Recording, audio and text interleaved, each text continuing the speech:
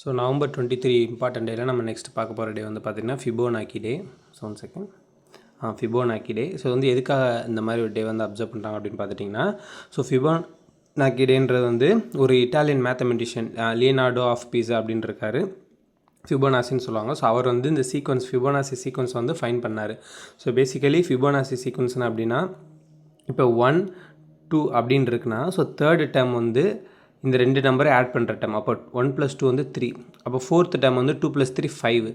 அடுத்து fifth term வந்து 3 + 5 வந்து 8. ஸோ இந்த மாதிரி வந்து அந்த கரண்ட் டேர்ம் வந்து ப்ரீவியஸோட 2 டேர்மே வந்து ஆட் பண்ணால் வரும். ஸோ இதான் வந்து ஃபிபோனாக்கி சீரிஸு. ஸோ இதை வந்து கண்டுபிடிச்சதுனால இந்த டே வந்து அப்சர்வ் பண்ணுறாங்க. பட் பர்டிகுலராக எதுக்கு 23 வந்து யூஸ் பண்ணாங்க அப்படின்னு பார்த்தீங்கன்னா, ஸோ நம்ம ஃபிபோனாசி சீக்வன்ஸில் ஸ்டார்ட்டில் எடுக்கிறோம்ல. இப்போ 1 ஃபிபோனாசி சீக்வன்ஸாக இருந்துச்சுன்னா 1 + 1 நெக்ஸ்ட் நம்பர் 2, 1 + 2 வந்து நெக்ஸ்ட் நம்பர் 3. அப்போ 1 1 2 3, அப்போ 11 23. ஸோ 23 நவம்பரை வந்து இந்த மாதிரி ஃபிபோனாக்கி டேக்குன்னு வந்து அப்சர்வ் பண்ணுறாங்க. ஸோ இந்த டேயில் வந்து இந்த மேத்தமெட்டிஷியன் கண்டுபிடிச்சது கான்ட்ரிபியூஷன் வந்து ஹானர் பண்ணுறதுக்காக அப்சர்வ் பண்ணுறாங்க. ஸோ ஃபிபோனாக்கி டே 11, அதாவது நவம்பர் 23 வந்து ஃபிபோனாக்கி டே. தேங்க்யூ.